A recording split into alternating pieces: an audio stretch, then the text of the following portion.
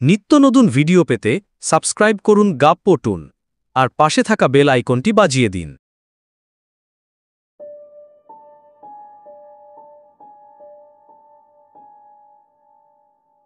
আমি মাঝারুল। পড়াশোনা শেষ 2 বছর হলো। বেকারত্ব নিয়ে একটা চাকরির জন্য বেশ চাপে আছি। বেকারত্বের অভিশাপ ঘোচানোর জন্য দিন রাত একাকার করে পড়ার চেষ্টা করি। আমি শহর থেকে খানিকটা পথ দূরে নিরিবিলি একটা মেসে থাকি।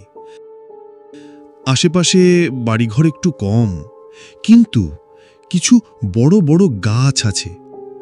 মনোরম পরিবেশ জন্যই এই মেসে ওঠা। আমার নিরিবিলি জায়গায় থাকতে বেশ ভালোই লাগে। কিন্তু এখানে যে ভূতের ভয় থাকবে সেটা জানতাম না। সায়েন্সের ছাত্র হওয়াতে ভূত প্রেতে বিশ্বাস করি না, কিন্তু মাঝে মাঝে অনেকের মুখে ভয়ঙ্কর কিছু গল্প শুনে গা শিউরে ওঠে। পরক্ষণে নিজের চিন্তায় ফিরে আসি যে ভূত বলতে কিছু হয় না। তবে আমার মাঝে মাঝে ইচ্ছে হয় ভূতের সাথে আলাপচারিতা করার, কিন্তু সে সুযোগ কখনো হয়ে ওঠে না। মনে হয় যদি ভূতকে কখনো সাথে পেতাম, তাহলে ভূতের সাথে মন খুলে কথা বলতাম। কিন্তু ভূত সবাইকে দেখা দিলেও আমাকে দেখা দেয় না। এমন ভৌতিক পরিবেশে মেশ হওয়ার কারণে বোর্ডের সংখ্যা তুলনামূলকভাবে অনেক কম। বৃহস্পতিবার আসলে সবাই বাড়িতে চলে যায়। পড়াশোনার অনেক চাপের কারণে আমি একাই মেসে থেকে যাই। বাড়ি যাওয়া তেমন হয় না। গত সপ্তাহে আমার সাথে ঘটে অস্বাভাবিক একটা ঘটনা। সবাই বাসায় চলে যায়, আমি একাই মেসে। পড়ার টেবিলে আপন মনে পড়তে থাকি। তেমন কোনো প্রয়োজন না থাকায় রুম থেকে বের হওয়া হয় না। পড়া শেষ করে ঘুমাতে যাব, কিন্তু তার আগে ওয়াশরুমে চাপ অনুভূত হলো। বাথরুম আমার রুম থেকে একটু দূরে। আমি আপন মনের রুম থেকে বের হয়ে বাথরুমের দিকে এগোতে থাকি। লম্বা বারান্দায় দুপাশে দেখে হাঁটতে শুরু করলাম। চারদিকে অন্ধকার, কোথাও কারো সারা শব্দ নেই। থাকবেই বা কি করে, সবাই যার যা বাড়িতে চলে গেছে। কাল বন্ধের দিন, শুক্রবার। শুধু আমি এই পুরো মেস জুড়ে একা আছি। নিচতলায় আমার মতো 2-1টা বান্দা হয়তো দেখা যাবে। ঘুটঘুটে অন্ধকার। হঠাৎ মনের মধ্যে ধাক্কা দিয়ে উঠল। সাহস করে এগিয়ে যাচ্ছি। একটু যেতেই মনে হলো যেন কেউ আমার পিছু করছে।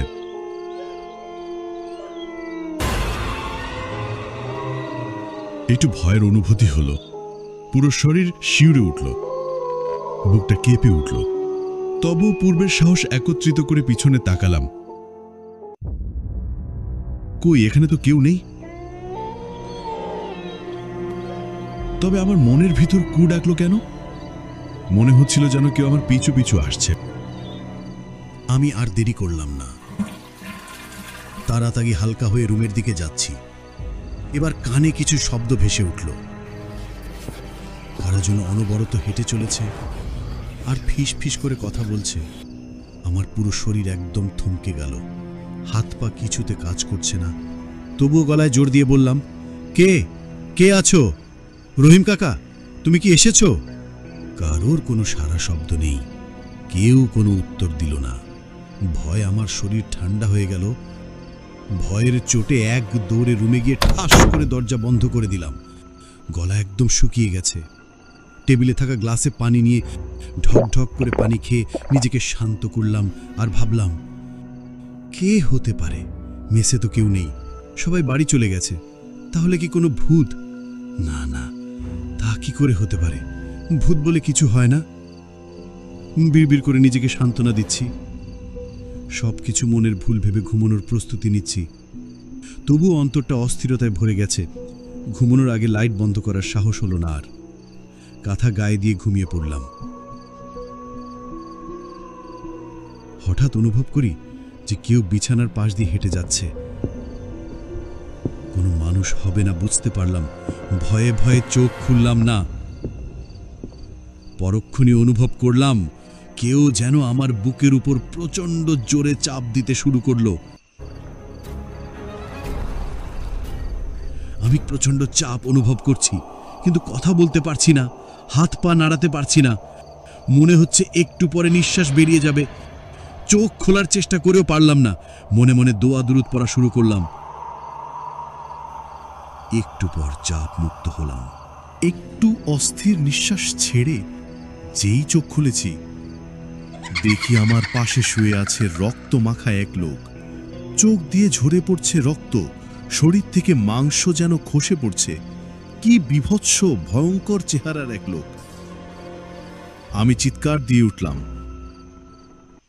এই যেন আমাকে সেই লোকটা মেরে ফেলবে। ঠিক সেই সময় আমার কানে আজানের ধ্বনি শোনা গেল। আমার ঘুম ভেঙে গেল। সমস্ত শরীর ঘামছিল আর বুকটা ধরফর করছিল। একটু পর বুঝতে পারলাম পুরোটা ছিল আমার দুঃস্বপ্ন। আমি খানিকটা স্থির রয়ে গেলাম। দুঃস্বপ্ন হলেও এটি একটি ভয়ঙ্কর অনুভূতি ছিল, যা মনে হলেই গা শিউরে ওঠে যখন তখন।